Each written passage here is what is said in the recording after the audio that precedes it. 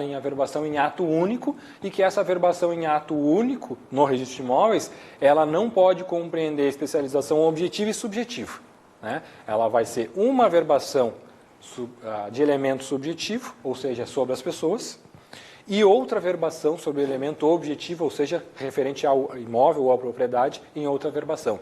Não pode ser feita de modo conjunto.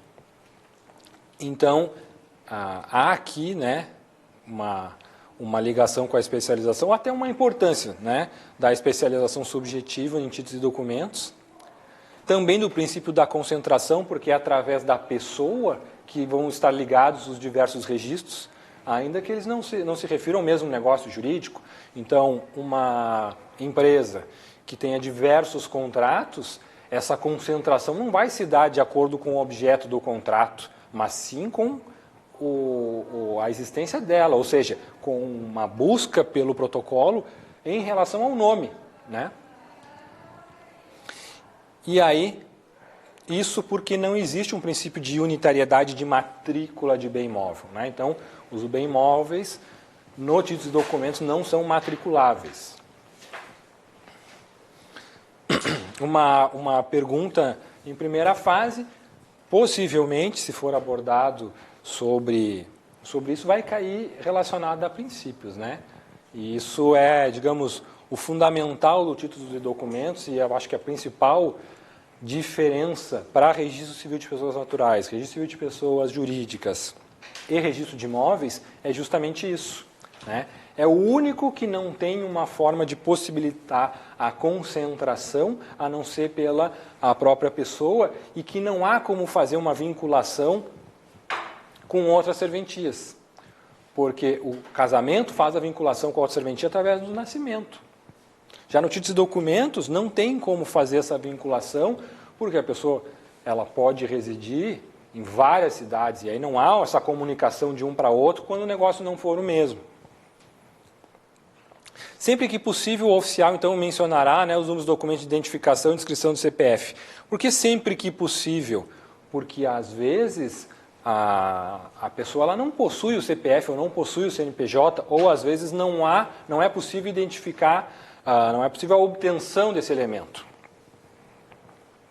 Um exemplo, né, digamos o seguinte, uma disputa ou até mesmo digamos uma disputa aí entre vizinhos, e aí um resolve notificar o outro, só que ele não sabe o CPF do vizinho. Como é que ele vai fazer a notificação? Então, sempre que possível vai ser mencionado, né?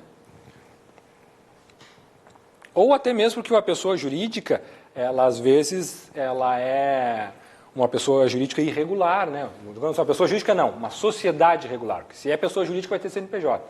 Mas uma sociedade irregular é uma sociedade que não teve os seus atos registrados, nem na junta, nem no RCPJ.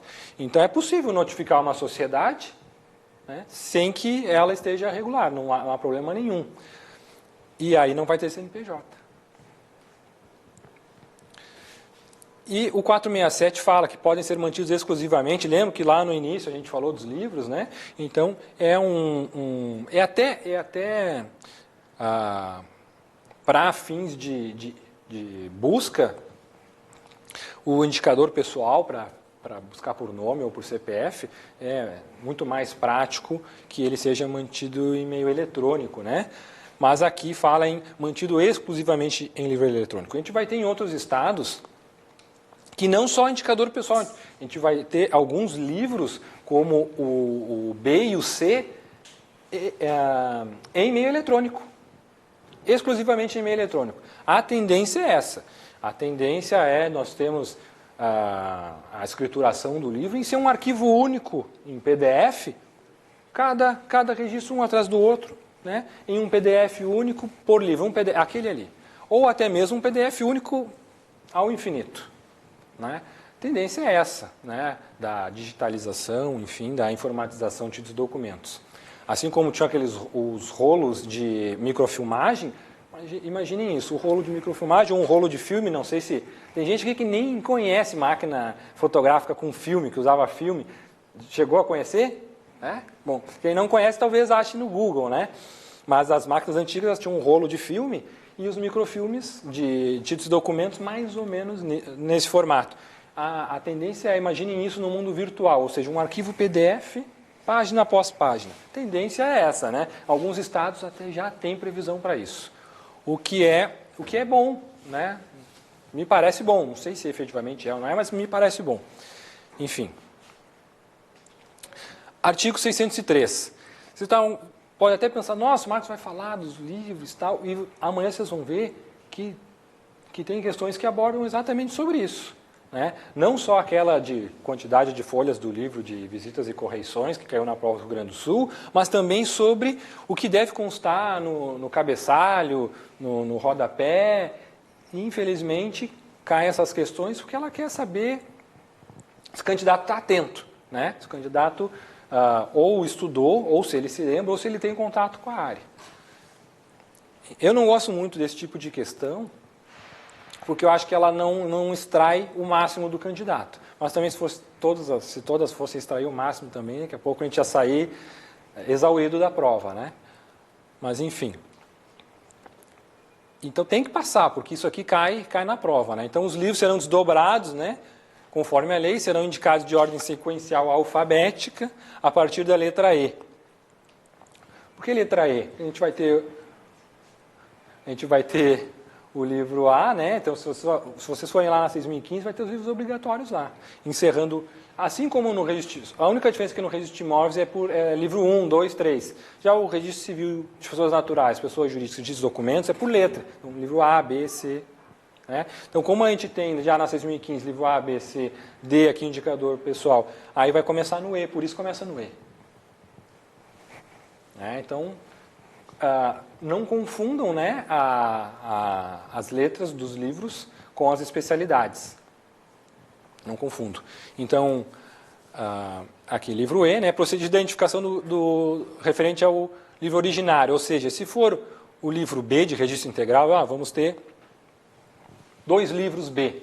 Nesse caso, vê que a diferença de RCPJ, né? Que a RCPJ não vai ter livros diferentes conforme os tipos societários. Até um pouco inviável, já que a doutrina entende que os tipos de pessoas jurídicas não são taxativos. Então, aqui poderia ter, né, 2 tipos de livros correndo.